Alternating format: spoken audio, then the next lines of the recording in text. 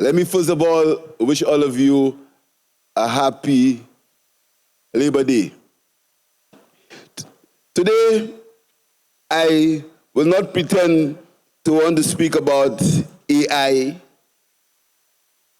because, I get criticized a lot for saying I do not know. Because, there's a feeling in St. Lucia that you must know everything. And people pretend to know everything, and most of the time, they know nothing. Or what they say they know is normally not true. So I raise my hands early and say I do not know everything. So I do not know much about AI, so I'm not going to speak to you and pretend or get somebody to write something for me and come speak about AI. All I can tell you is there's a significant challenge to the workers of this world because of that new technology. A significant challenge which trade unions and representatives of workers and people must take into consideration. There is, even in the world of academia has to change the way they look at things, the way they assess students because of that phenomenon called AI. And it's something that the world is a challenge not to St. Lucia, but a challenge not to St. Lucia alone, but a challenge to the world. And we, as a small nation, have to face it squarely and see how will we be able to deal with that. Sometimes it could be a great thing, sometimes it can be a demon called AI. So I leave it to the experts, but I want to urge you in the workers' movement to look closely at what AI can do and how AI and robots and that new technology can affect the work of the regular workers. I'll give you a simple example. There used to be a long time ago, there were people in offices called messengers. Now they call them all sorts office assistants, etc. Technology now has almost put these people under pressure as far as the employment is concerned. And we have to look at these things. So workers continuously have to re-engineer and re-educate themselves. But I can assure you that my job is temporary.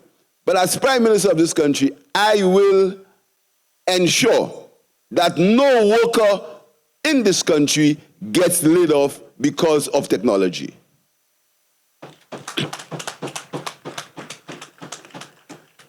Because it is grossly unfair.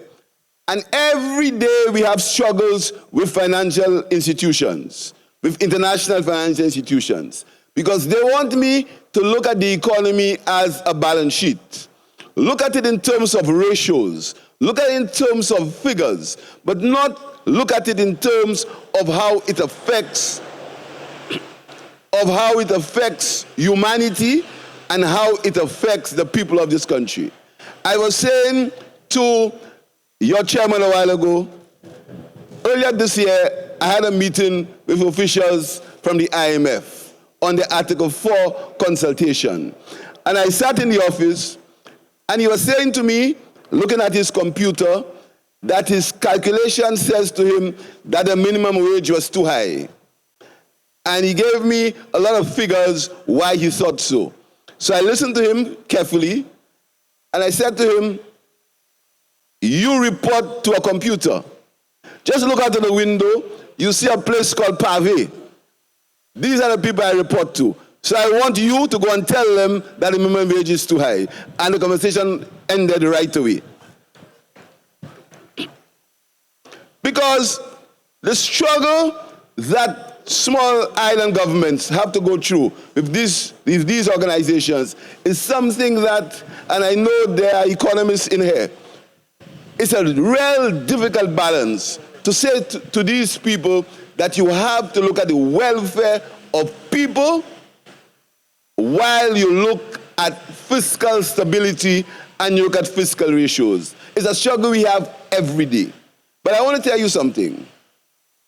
I have noticed that workers in this country or trade unions in this country have a tendency to mix politics and political parties.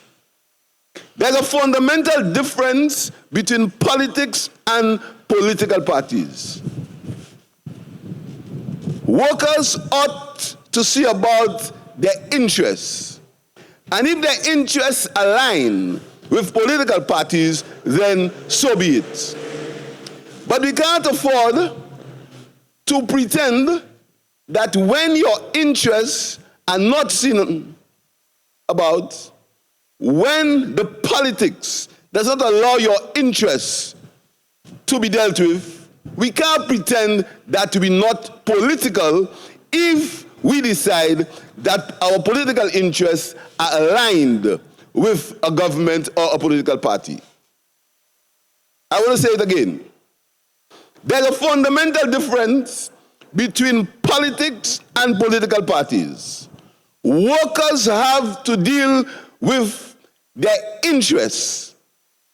And if the interests of workers align with the philosophy of a political party, then so be it. So let's not pretend. And I want to tell you something. I don't want to be critical. The color of workers is red. And I don't like the purple I see there. Because the color of workers is red. All over the world. If you go to Moscow, you go to London, you will see workers in red. If red happens to be the color of a political party, so be it. So we have to stop pretending that we're not seeing about our interests, we're not defending our cause, we're not noting when things are in our interests because we don't want to be political. And I believe that workers must see about their interests. They must remember their history. They must remember the history, they must remember the past, they must remember the present, and they must think about the future. So I make no bones about it. I do not want conflict with any union. And I will strive not to get this government involved in any conflict with any trade union, or if any conflict with any worker. Because I believe, historically, I come from a rich history of politicians who saw about the worth and the well-being of workers in this country. And I make no bones about it, that this government is a government that has to be a government for the workers of St. Lucia. And if that sounds political, I'm sorry. If it sounds political, I'm sorry. Because if you look at the history, even from Sir John Compton, from George Charles, John Compton, coming down that line, these statesmen saw about the welfare of the workers of this country. So let us not get it mixed up. Let's not be afraid to articulate certain positions. Let's not be afraid to condemn certain positions. Let's not be afraid to say when nonsense is being spoken, no matter by who it's spoken, is wrong, for fear that they say we are political. Because nonsense is nonsense. If it comes from me, it's nonsense. If it comes from somebody else, it's nonsense. So when I speak nonsense, you must say, Prime Minister, you're talking nonsense. We are too afraid. We are too afraid to express ourselves because we are afraid that people label us as political. And that is wrong. That is very wrong. So, my brothers and my sisters, I can assure you that your welfare is what is a concern of our government. And again, our history. Look at the history of how this government, how governments of the Labour Party have treated workers from time memorial. It was George Charles who started the services contract with workers. It was George Charles who continued and assured that there was representation for workers. It was Kenny Anthony who spoke about equal pay for equal work for men and women. It was Kenny Anthony who said that once there are 51% of the people who vote for a trade union, they must be recognized. It was Kenny Anthony who brought the Labor Act, now it's called the Labor Act, into law. It was Kenny Anthony. And now I follow in this tradition. It's this Labour Party that has created a minimum wage. And I heard my comrade speak about the minimum wage. Let me assure my comrade, the minimum wage was calculated by a committee. And this cabinet only saw the results of the committee, and we decided exactly what the committee recommended.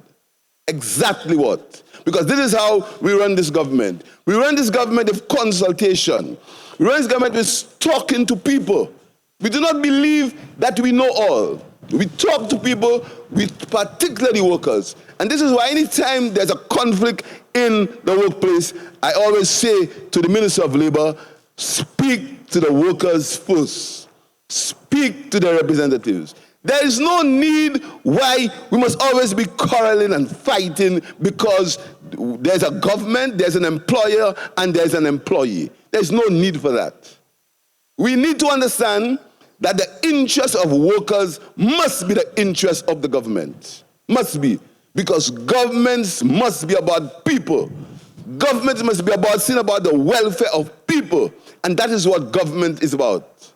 So I know we live in a world of suspicion. We live in a world where everybody tries to read each other's minds or each other's hearts and say, don't have them, that's politics, that is, I never try to read anybody's heart. I can't, I never will. Not that any of you do. No one can read a man or woman's heart. There is nobody inside that can say what's in the wife's heart or in the child's heart. Nobody can know. So let's not try to read hearts. Let us try to judge people by their actions. Let's try to judge people by their actions. So in this government, in its actions, the actions of this government, if they align with the interests of workers, then let you judge the government by that criteria. So I want to really thank the workers of this country for every day what they do to make this country better. We know that there are issues that must be resolved. But we also know that the people of this country require from the civil service a quality of service that the civil service must deliver. And sometimes when I hear people say that civil servants do not work, I say to myself, that is not true. The majority of civil servants, for those I've met and those I see, go to work wanting to give a fair day's work for a fair day's wage. That is my experience. Most civil servants want to have the interest of the work they do at heart. Just like teachers, or even policemen, or firemen. When they go to work, they want to do a good day's work. But there's never been a perfect world. Let's not look for perfection from July 2026. There's never a perfect world. There's never been a perfect world. There's never been any situation where everybody got what they wanted. There always has to be compromise. So let's not look for perfection. I can't be perfect. No government is perfect. No government was ever perfect. And no government will ever be perfect. But the difference is we have to strive for perfection. We have to strive for continuous improvement. We have to strive to make life better. We have to strive so that this generation, when we go, the next generation is going to be better than this generation. That is what we have to strive for. We have to strive for continuous improvement. So I want to say to the workers of St. Lucia, you have the pledge from this government that we will always have your interests at heart. We may not be able to give everything you want at the time you want it or when you want it. We can't. It has never happened, nor will it ever happen. But look at our history. Look at our history from times before and look at now. Look at our history of delivery to the workers of this country. Look at the steps we have taken to improve the life, if not directly or indirectly, of the workers of this country. And I don't want it to be political. I want you to look at your interests. I want you to see what aligns with your interests. That's what I want you to do, not being political. Because if you are political, half of this country will go one way, another half will go another way. But look at your interests. That's what you must do. So don't be afraid to express your opinion. Don't be afraid to give support when support is due. Don't be afraid to call out people when they talk nonsense. Don't be afraid. Because if you do not do that, you will be creating a disservice for yourself. Do not be afraid to call out people when they are not speaking the truth, starting from me. Do not be afraid to call out lies and untruths. Do not be afraid. Do not be afraid to call out insults. Do not be afraid. Because if you're afraid, you are doing yourself and your children a disservice. So I want to wish you a happy Labor Day. I've been here for every Labor Day, I think, since I've been Prime Minister. And hopefully, next year will be May 2026. And there's an event that will happen since July 2026 hits, there'll be an event that will happen. An event that all of you know about. So you never know, next year, by this time, what may happen. So I want to wish you, and I hope I'll be able to wish you a happy Labor Day next year, May the 1st, 2026. I thank you very much.